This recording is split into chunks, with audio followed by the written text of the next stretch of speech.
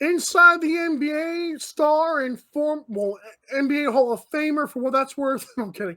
NBA Hall of Famer, all around good guy, I guess. Depending on, I don't really care for Charles Barkley, I'll be honest, but he might join the controversial golf league, as a broadcast partner.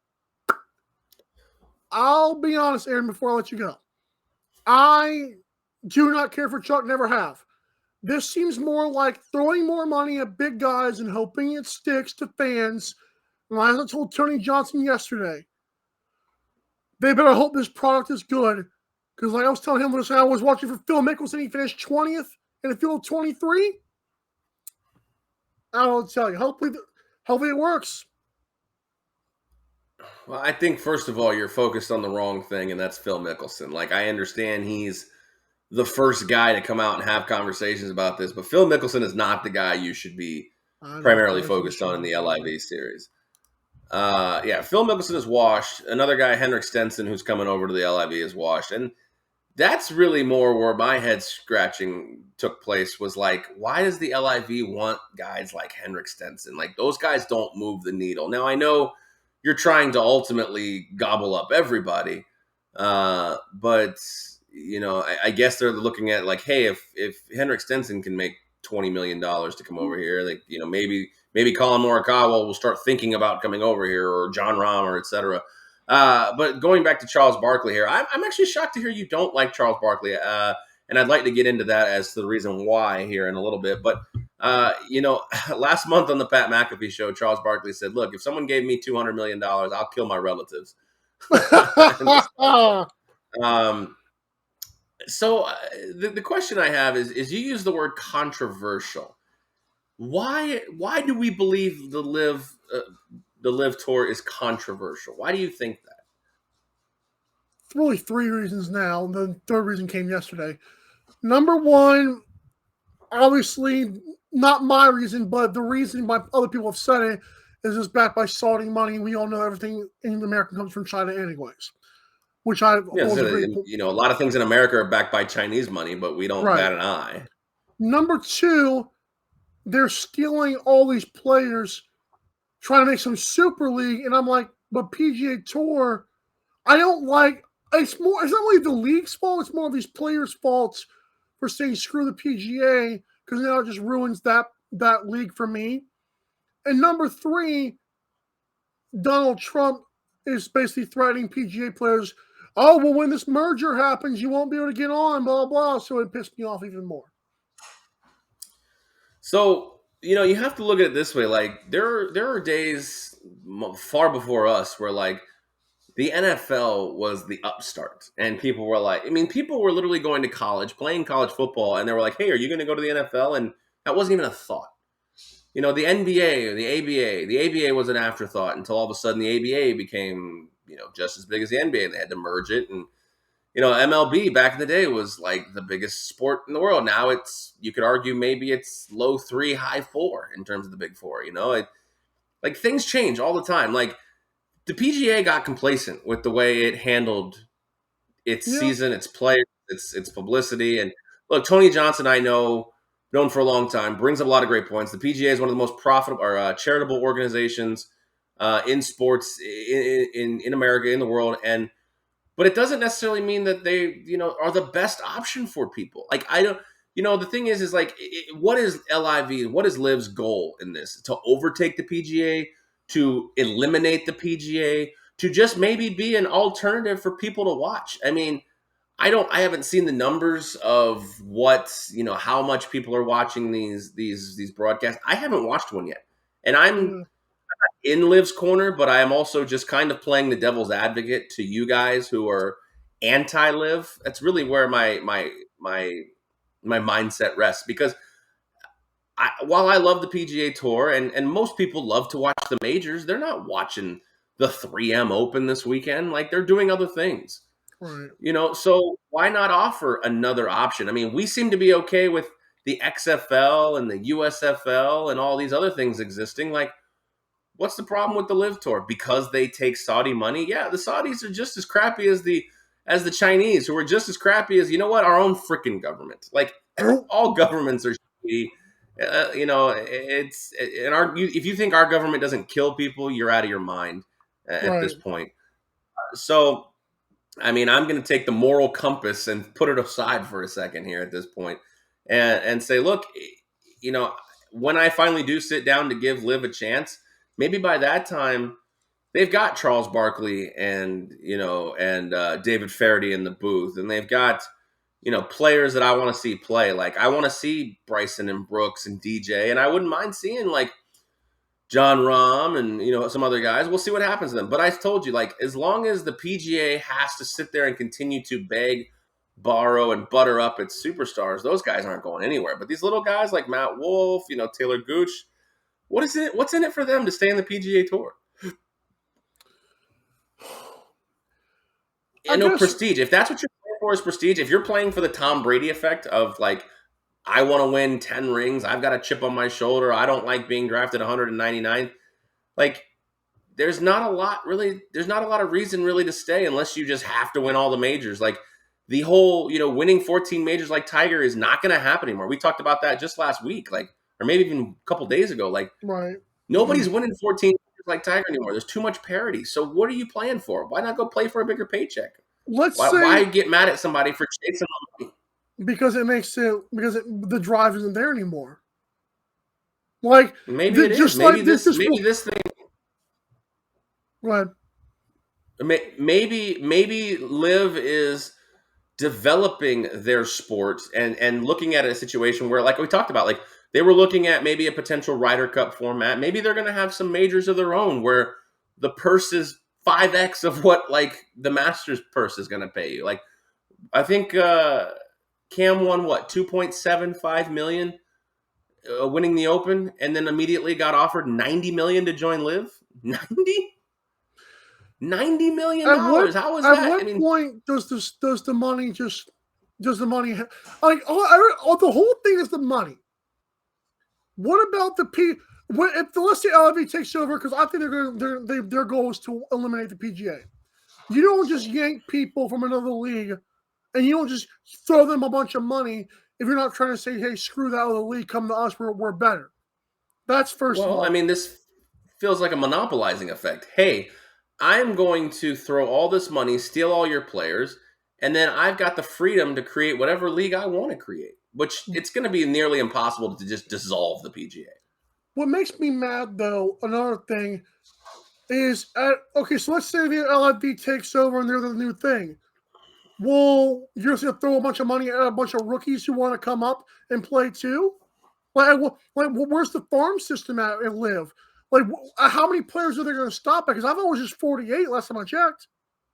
How many are they going to stop at? What is their goal? What is the play like? Like, if their only argument is money, that's a pitiful excuse for sports. Like, right now they just have a 54 hole competition, and that's like I said, I don't think LIV had a real plan for the schedule or for the breakdown, but they don't really need to right now. I think they're just in acquisition mode. Get all these guys, sit them around. I mean, hell, have Bryson, DJ, Phil, all these guys sit around the table. Hey, how do you guys want to see not only your money distributed? How do you guys want to, you guys wanted to come over here because you were hoping it made the sport of golf and the PGA Tour wake up and say, we want to be something better. Remember what Phil's words were. If I have to join LIV to make the PGA Tour a better themselves, then this is worth it for me. But maybe now with the carte blanche of LIV Golf, they can make a league that's better. I mean, look, let's take the XFL.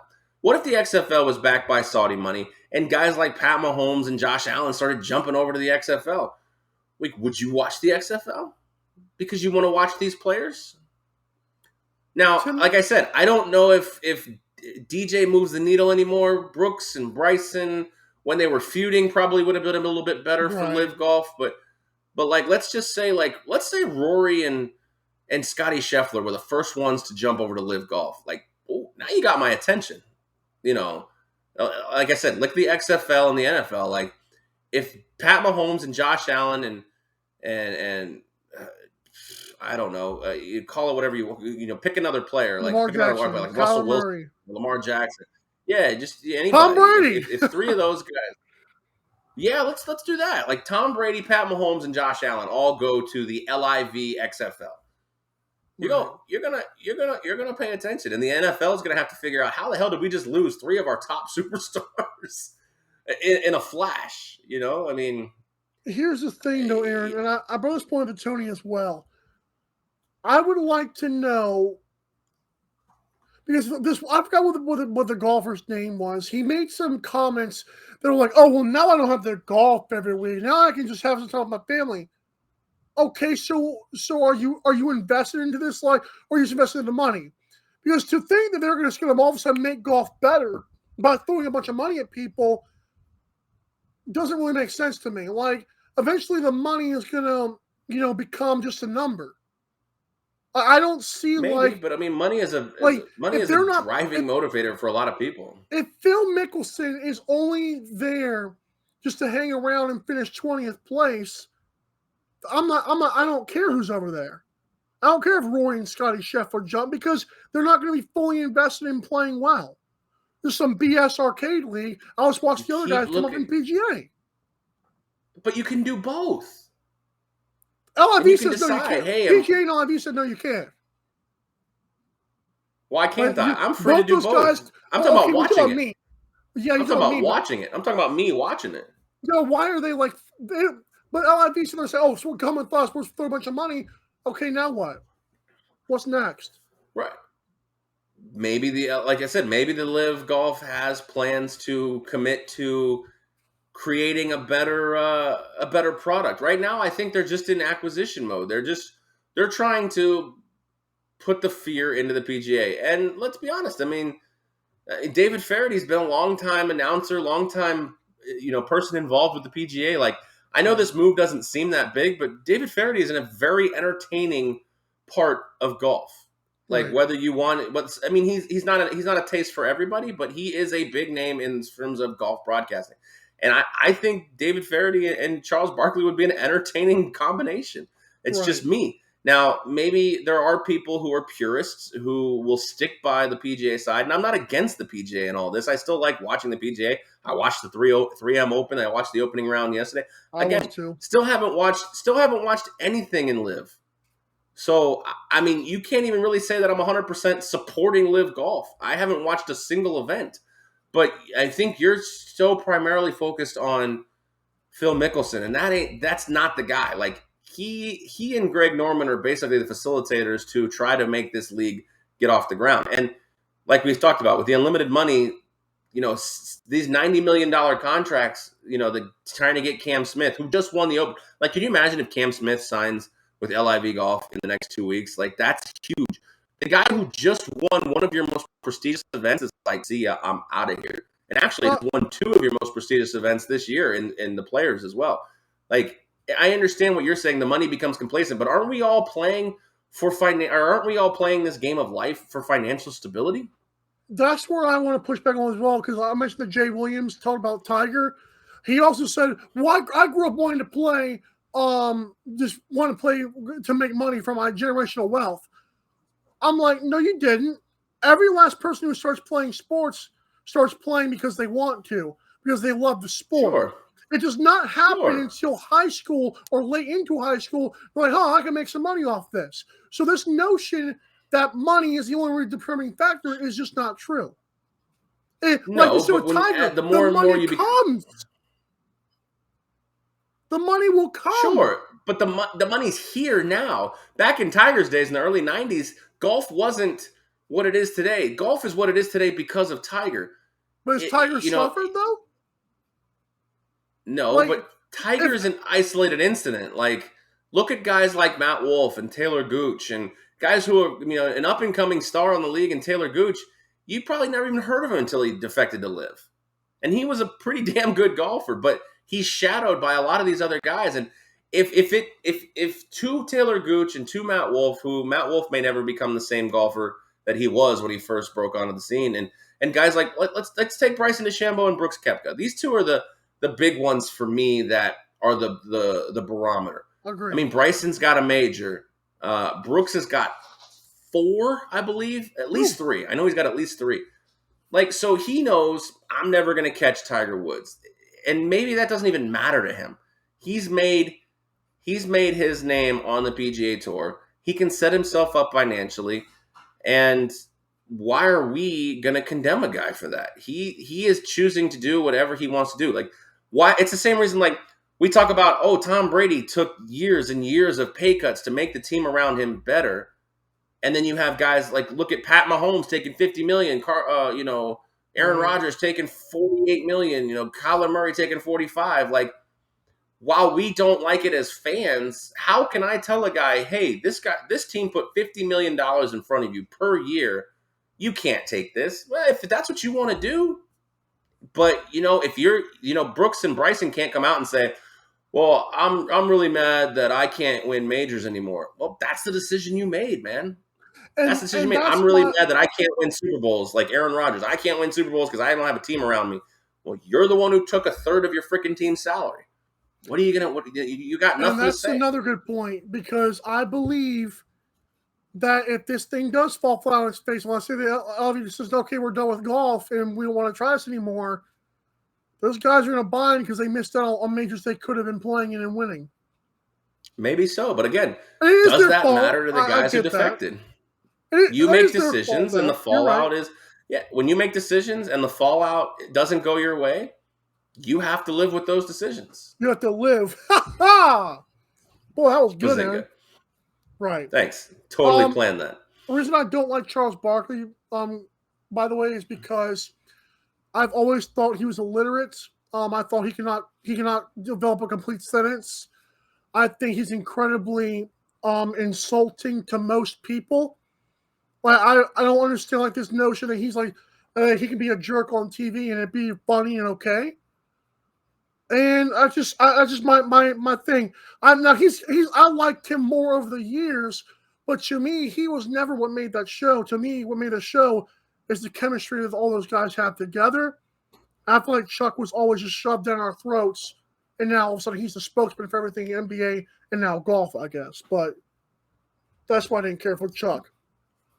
Yeah, I mean, the thing is like, there's a guy like that in every sport, in my opinion. The guy who, is very opinionated, can be funny, can be polarizing, doesn't necessarily have the pedigree of the greats.